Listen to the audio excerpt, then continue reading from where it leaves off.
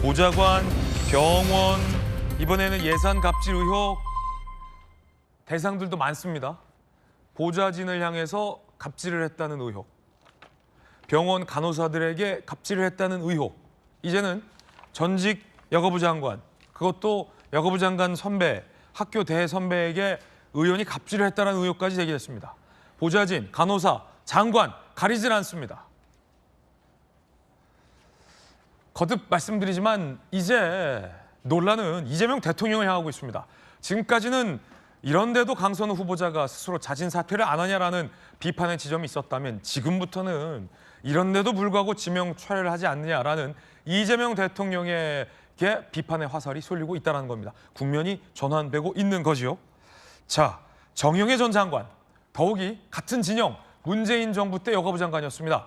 정영애 전 장관의 폭로를 함께 보시죠. 윤석열 정부나 MB 정부나 박근혜 정부 장관이 아니에요.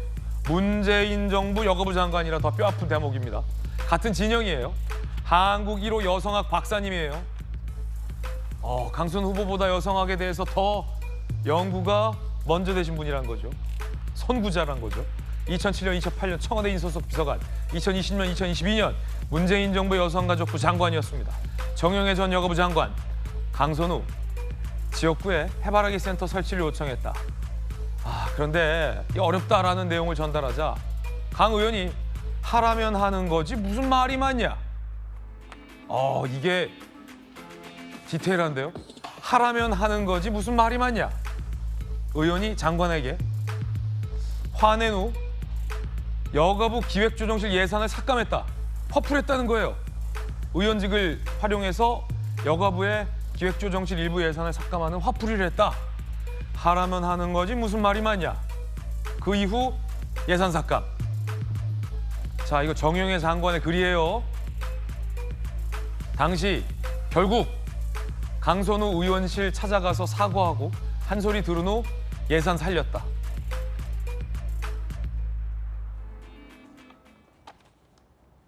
그러면서 정영애 전 장관이 그 뒤에 이렇게 썼습니다. 장관에게도 이렇게 갑질하는 사람을 계속해서 임명 강행하는 것이 맞느냐. 이재명 정부의 성공에 도움이 되지 않는다라는 취지의 비판의 글까지 썼습니다. 단순히 갑질뿐이 아니라는 거죠. 웬만하면 같은 진영의 여가부 장관 선배가 잘 안 나서려 할 겁니다. 정 장관도 본인이 그렇게 썼습니다. 웬만하면 참으려 했는데. 웬만하면 이 포인트겠죠. 자, 예산 삭감 갑질 의혹 공식 문서를 통해서도 드러나고 있습니다. 함께 보시죠. 강선우 예산 삭감 갑질. 장관 정책 보좌관의 원활한 국회 관련 업무 수행 및 정책 조정을 위한 노력이 부족한 상황이므로 30% 징벌적 삭감이 필요하다라고 문서에도 나와 있다는 거예요. 징벌적. 아니, 장관 정책 보좌관이 국회 관련 업무 수행하고 정책 조정을 위해서 노력을 안 하네. 징벌, 예산 삭감. 2억 5,100만 원을 감액했다라는 것도 문서에 뒷받침이 됩니다. 정영애 전 장관의 폭로글이 사실이라는 뜻이죠.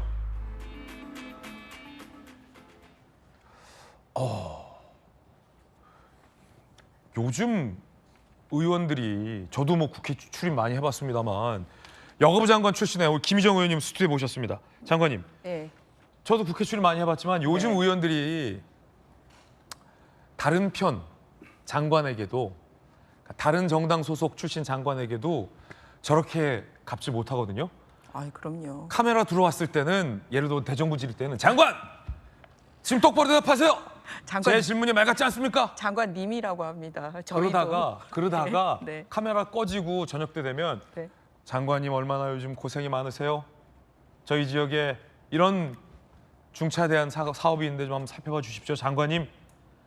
서로 편이 달라도 장관님이라는 호칭 붙이면서 이렇게 존중을 해주는 게 요즘인데, 강선우 의원이 했다라는 건 초선 의원 때잖아요. 네. 시키면 시키는 대로 하지 말이 많다.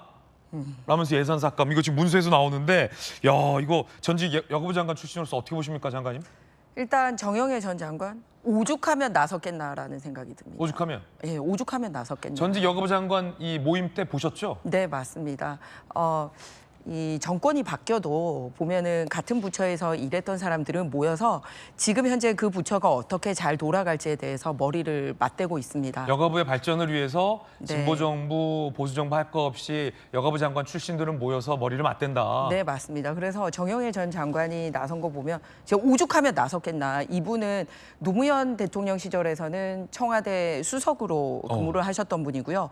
그리고 문재인 대통령 시절에는 이제 장관으로 근무를 하셨던 분이기 때문에 그냥 단순하게 뭐 진영에서 그냥 뭐 잠시 스쳐가는 인물이 아니라 오랫동안 소위 민주당 진영에서 공헌을 하셨던 분입니다. 예. 그러니까 사실은 제가 오죽하면이라는 말을 드리는 이유는 뭐냐면 지금 나오는 증언들이 대부분 강선우 후보와 같은 진영에 있는 사람들 쪽에서 계속하고 나오고 있다는 특징입니다. 보좌관도 자기 방 보좌관이고요. 그리고 참여연대라든지 여성단체 연합이라든지 이런 여성의 전화라든지 이런 거는 다 여성단체 중에서도 소위 진보 진영으로 분류가 되고 있습니다. 네. 그런데 드디어 고위 공직자, 그리고 딱 해당 부처 장관을 지냈던 분이 같은 진영에서 그러니까 그냥 이게 언론이 의혹 제기를 하거나 타 진영에서 흠집 내기다라고 말할 수 없는 거예요. 내부 진영에서 도저히 이 사람은 안 되겠다라고 시민단체, 보좌진, 당 실무진 그리고 고위 공직자까지 장관. 네 모두가 다 안 된다라고 얘기를 하고 있는 겁니다. 아니 근데 웬만하면 더욱이 같은 편이잖아요. 민주정부의 민주당 초선 의원인데 하라면 뭐요? 뭐랬죠 아까? 하라면 하지. 다시 한번 띄워주세요. 야, 이 말이 제가 너무 충격적이라. 네. 하라면 하는 거지 무슨 말이 많냐 라면서 아까 문서 보시면 노력이 부족하다 징벌적 예산 삭감. 이거 같은 진영 내에서는 이렇게 잘 안 하는데. 저도 국회에 있으면서 지금까지 여러 상임위를 거쳤습니다만 네. 징벌적 예산 삭감이라는 문서는 이번에 처음 봅니다. 그게 뭡니까? 징벌적 예산 삭감 무슨 뜻이에요? 그러니까 말 그대로 혼나라?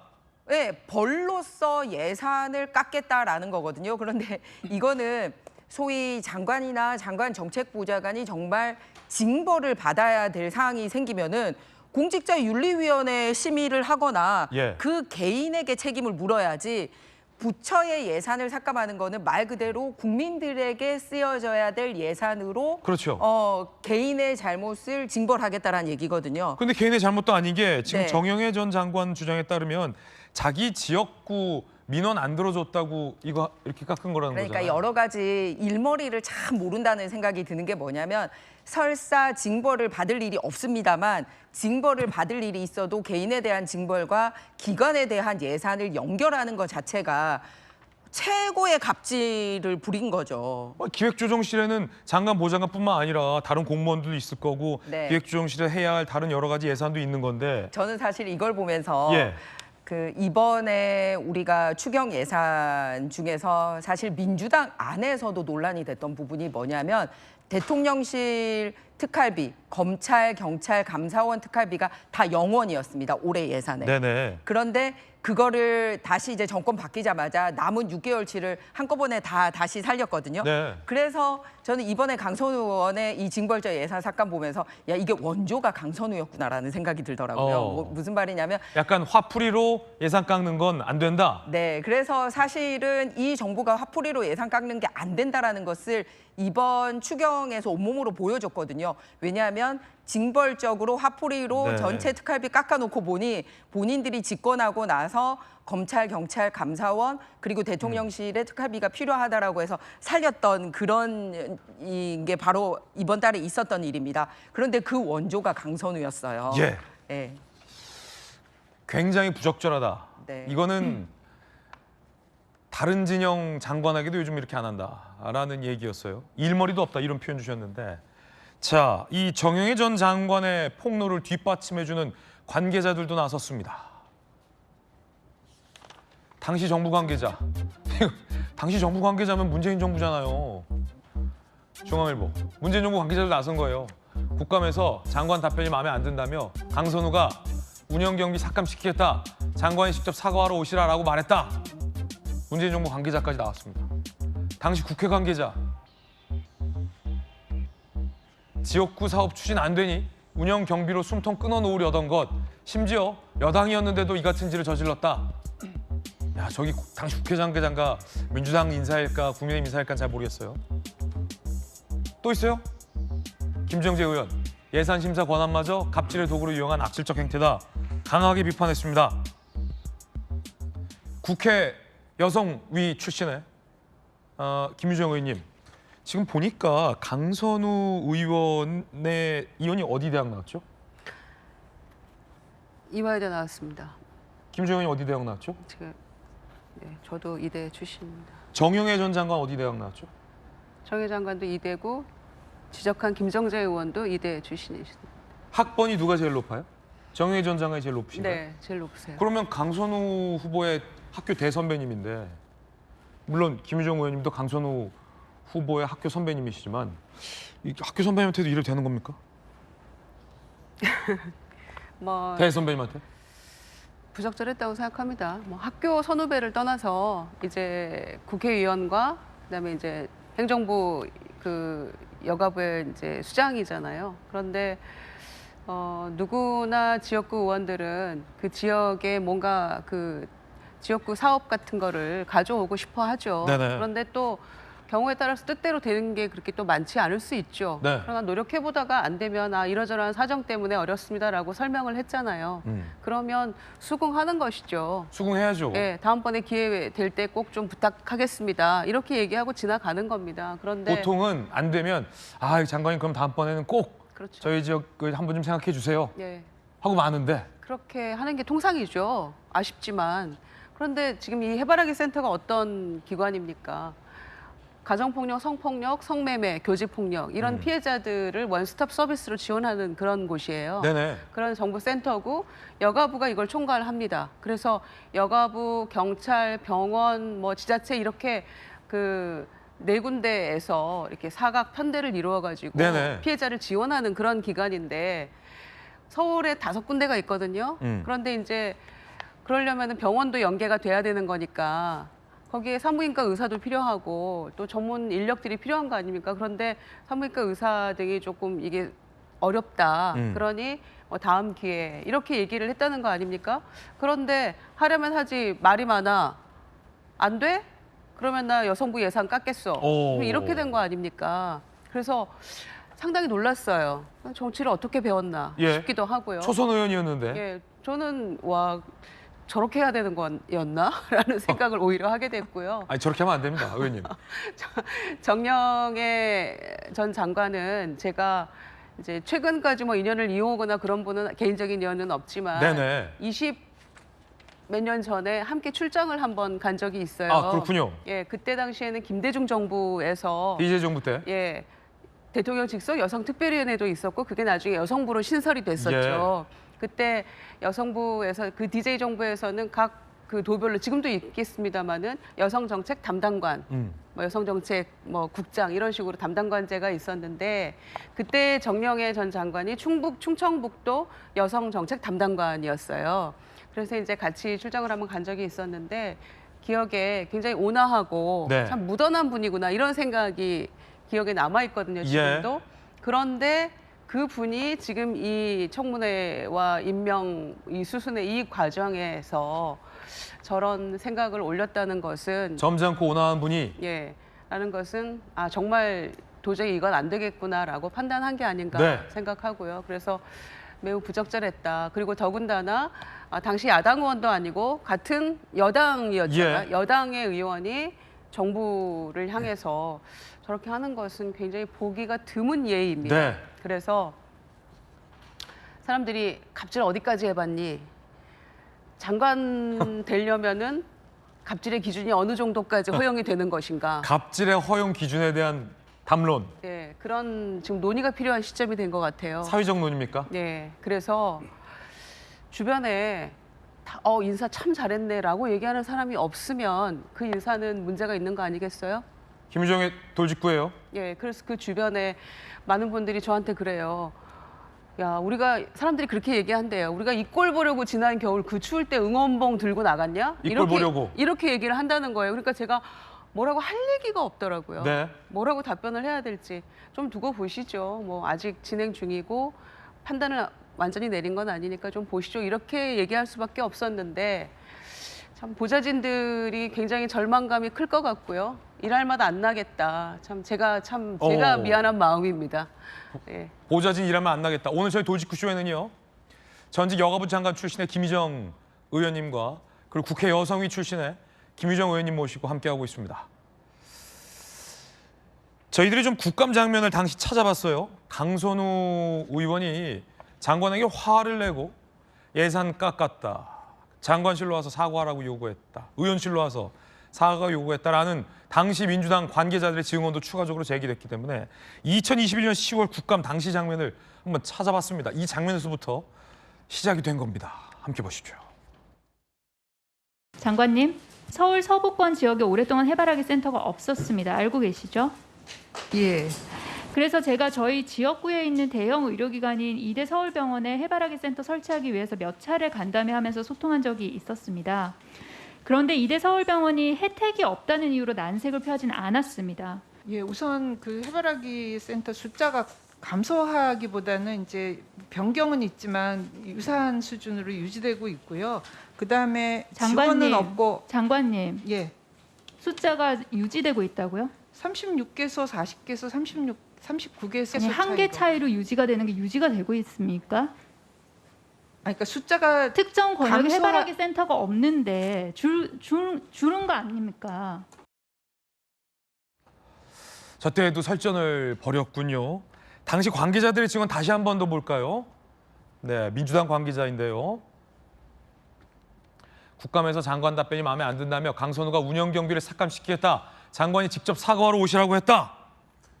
김정재 의원실에서 입수한 예산 문서 다시 한번 보실까요? 그리고서 장관 정책보좌관의 원활한 국회 관련 업무 수행 및 정책 조정을 위한 노력이 부족한 상황으로 30% 징벌적 삭감이 필요하다라며 여가부 예산을 삭감한 겁니다. 그리고 정영애 장관 폭로를 다시 한번 볼까요? 자, 아까 저 장면을 보고 하나하나씩 살펴보니까 종합적으로 당시 상황이 그려집니다. 하라면 하는 거지 무슨 말이 많냐? 김광삼 변호사님. 제가 저 말을 어디서 많이 들었지 생각하다가 생방송 중에 지금 기억났어요. 군대에서 제가 제일 많이 들은 말이 여기 왜 잔디 깔아야 돼요, 사장님? 하라면 하는 것이 무슨 이렇게 말이 많냐? 너무 완화된 표현하는 것 같아. 하가 다른 글자긴 했어. 하라면 하는 거지 무슨 말이 많냐? 군대에서 제일 많이 들었던 표현이에요. 여기 왜 하루 만에 사격장을 지어요? 이거 왜 지어요? 내일 비 온다는데 하라면 하는 거지 무슨 말이 많냐? 군대에서 제일 많이 들었던 말이 저 말이에요. 저도 검사 때 그런 말 들은 적 있어요. 초임 검사 때. 초임 검사 때. 그리고 수사하면 안 됩니다 하면 하라면 하지. 무슨 이렇게 말이 많아, 김광삼? 그렇죠. 그래가지고 혼난 적이 있어요. 네. 그런데 일단 아까 그것도 틀려요. 그냥 우리가 뭐 많은 얘기했으니까 해바라기 권역센터가 없는 곳이 있는데 왜 감소한 것이 아니냐? 권역센터가 없는 것은 원래 없었던 곳이거든요. 그렇죠. 그러니까 감소가 아니죠. 근데 자기 지역구에 해바라기 센터가 없으니까 감소니까 증언을 해야 한다. 증서를 해야 하는데 왜 안 하느냐. 이제 그걸 추궁하기 위해서 제가 볼 때는 뭐 일종의 거짓말, 논리적으로 말이 되지 않는 말을 하는 건데 근데 저는 이제 처음 보좌관 갑질 나왔을 때 약자한테 굉장히 강하구나 이 정도 생각이 들었는데 이게 그냥 어떻게 보면 한 영역이 아니잖아요. 예. 보좌관에 대한 쓰레기랄지 변기 갑질 있었죠. 병원에 가서 난동 피웠잖아요. 예. 보건복지위원회인데 내가 이 병원에 대해서 잘 안다랄지 결국은 들어가서 면회를 했다는 거고 거기에다가 여성가족부 장관에게 저 정도 갑질을 할 정도 되면 아니 우리가 보통 여성가족부 장관을 을로 보지 않잖아요. 그렇죠. 그렇지만 애산에 있어서는 을이죠. 예. 그러니까 자기가 갑에 위치해 있는 상황에서는 모든 영역에서 저는 갑질을 했다 이렇게 볼 수밖에 없어요. 제가 볼 때는 지금까지 나온 것도 사실은 빙산의 일각이다 이렇게 보거든요. 아마 임명이 늦어지면 늦어질수록 엄청나게 나올 거라고 저는 생각해요. 뭐가 더 나올 수도 있다. 그렇죠. 일종의 저게 마치 갑질이 생활화처럼 돼 있어요. 상습적인 갑질의 어떤 끝판왕을 볼 수 있는 그런 여지가 충분히 있다 이렇게 보거든요. 그런데 이번에 지명 처리하지 않는 거에 대해서 그 우상호 정무수석이 그런 말을 하더라고요. 아, 원내 지도부에 뭐 강력한 그런 요청이 있었다. 지금 강선우 후보자에 대해서는 민주당 원내 지도부 빼놓고는 다 만장일치예요. 좌우, 진보, 보수 모두가 장관 대선 안 된다고 다 얘기하고 있잖아요. 문제가 없다고 얘기하는 것은 민주당 지도부단 말이에요. 그러면서 이 갑을 관계에 있어서는 주관적인 것이다 이런 얘기를 하고 있어요. 아, 그럼 주관적으로 갑을 관계를 느끼는 것이지. 그리고 전체적으로 이제 객관적이라는 것이 명확히 드러났잖아요. 그럼에도 불구하고 이걸 임명하겠다. 정말로 만약 임명하면요. 예. 앞으로 갑질은 일상화될 거예요.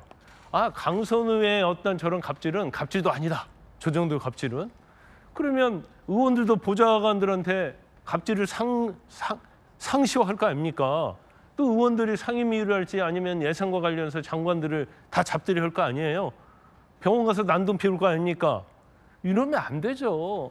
지금은 참 안타까운 측면이 어떤 측면이 있냐면 대개 대선 과정에서 정권을 잡을 때는 국민 합니다. 그런데 윤석열 정부도 마찬가지예요. 근데 국민들이 안 된다고 얘기하고 있잖아요, 지금. 거의 만장일치로 안 된다고 얘기했잖아요. 그런데 그 국민에게 분노를 일으키게 하고 국민의 말을 듣지 않는 거예요. 결과적으로 정권을 잡을 때 지지도는 높았지만 가면 갈수록 국민들이 원하는 방향, 국민들이 바라는 방향과 반대로 가기 때문에 사실은 정권 자체가 무너지는 경우가 많이 있거든요. 네네. 그래서 이제는 뭐 앵커께서 처음에 말씀을 하셨지만 이제는 강선우가 문제가 아니고 대통령이 어떻게 하느냐 이걸 볼 겁니다. 지금 민주당 매일 잘 써먹던 거 있잖아요. 을을 보호하겠다. 을주로 위원회에 있는 거 아니에요? 그 의원들 100명 있잖아요. 아, 100명들 의원들은 뭐 하고 있는 거죠 지금? 원내 지도부가 얼굴만 보고 대통령이 임명할까 안 할까 숨지게 할까 바라만 보고 있습니까? 이렇게 명확한 사안에 있어서는 목소리를 내줘야죠. 근데 목소리를 안 내는 것은 민주당 의원들밖에 없어요. 네. 그래서 이 부분을 아마 제가 볼 때는 강선우 후보자에 대해서 뭐 현역 불패 그런데 현역을 낙마하는 사례가 되면 안 된다는 그런 뭐 것들 네네. 아니면 앞으로 만약에 낙마하면 정치 생명이 위태롭다. 예. 아니 이 두 가지 가지고 어떻게 강행할 수 있어요? 현역 불패가 그렇게 중요한 겁니까? 국민이 중요하지 현역 불패가 중요해요? 그렇지 않잖아요. 그러면 이걸 똑바로 지시를 해야 한다 이렇게 봐요. 그래서 지금 제가 볼 때는 일단은 지명 처리 안 하면서 더 논란이 확산되고 있단 말이에요. 근데 이 정도인데도 불구하고 네. 이재명 정부에서 임명을 한다? 제가 볼 때는 엄청난 후폭풍이 있을 겁니다. 예. 자, 조규현 변호사님. 사실 뭐 국회에서 일 많이 하고 계시니까 저도 국회 출입 꽤 했는데 예를 들어 GTX 아니면 뭐 고속도로 지역구에 뭐 수건 사업들 있잖아요.